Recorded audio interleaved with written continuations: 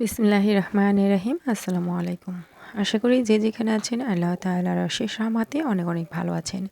আজকে আপনাদের সাথে শেয়ার করব সেদ্ধ ডিমের মেয়োনিজ রেসিপি। যে কোনো স্ন্যাক্স অথবা ফাস্টফুড আইটেমের সাথে এই মেয়োনিজটা পরিবেশন করতে পারেন।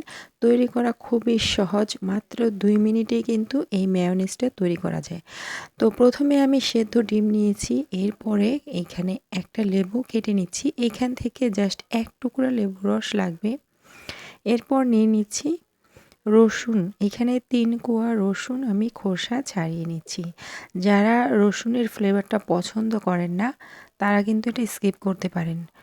তো এরপরে হচ্ছে রসুনগুলোকে ধুয়ে নিচ্ছি। ধুয়ে নেওয়ার পর এগুলোকে আমি একটু কুচি কুচি করে কেটে নিচ্ছি। যারা কাঁচা ডিমের মেয়োনিজটা খেতে পারেন না, পছন্দ করেন না, তারা কিন্তু এইভাবে ট্রাই করে দেখতে পারেন। তো এই মেয়োনিজটা তৈরি করতে তেলের পরিমাণটা খুবই কম লাগে, আর হচ্ছে সেদ্ধ ডিম দিয়ে তৈরি করা যায়। এটা স্বাস্থ্যের জন্য অনেক ভালো। প্রথমে আমি ডিমগুলো কেটে নিয়েছিলাম ছোট করে, যাতে করে ব্লেন্ড করতে সুবিধা হয়। এরপরে রসুন কুচিগুলো দিয়ে দিচ্ছি। এখন এর মধ্যে লেবুর রসটা দিয়ে দিচ্ছি। তো লেবুর রসের পরিবর্তে এখানে ভিনিগার ব্যবহার করতে পারেন, তবে লেবুর রসটা দিলে কিন্তু এর যে ফ্লেভারটা সেটা অনেক ভালো আসে। এরপর দিয়ে দিচ্ছি 2 টেবিল চামচ পরিমাণে পানি। তো পানিটা না দিলেও কিন্তু মেয়োনিজটা হয়, তবে আমি একটু মেয়োনিজের ঘনত্বটা একটু পাতলা রাখতে চাইছি, তাই পানি ব্যবহার করেছি। এখন দিয়ে দিচ্ছি 3 টেবিল চামচ রান্নার তেল অথবা সয়াবিন তেল। এখন এর মধ্যে স্বাদমতো লবণ দিয়ে দিব। এখানে আমি হাফ চামচের একটু কম লবণ ব্যবহার করেছি, তবে আপনারা টেস্ট অনুযায়ী ব্যবহার করবেন। এরপর দিয়ে দিচ্ছি চিনি, এখানে হাফ টেবিল চামচ পরিমাণে দিয়েছি। এটাও টেস্ট অনুযায়ী কম বেশি করে দেওয়া যাবে। তো এখন এর মধ্যে দিয়ে দিব গুঁড়া দুধ। এইখানে আমি 2 টেবিল চামচ গুঁড়া দুধ ব্যবহার করব। গুঁড়া দুধটা অবশ্যই দেওয়ার চেষ্টা করবেন। এটা কিন্তু এই মেয়োনিজের টেস্টটা অনেক বাড়িয়ে দিবে, তো এটা স্কিপ করা যাবে না।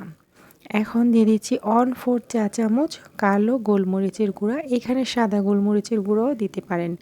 তো এরপরে আমি 1 চা চামচ পরিমাণে ভিনিগার দিয়েছি। আমি লেবুর রস, ভিনিগার দুটোই ব্যবহার করেছি।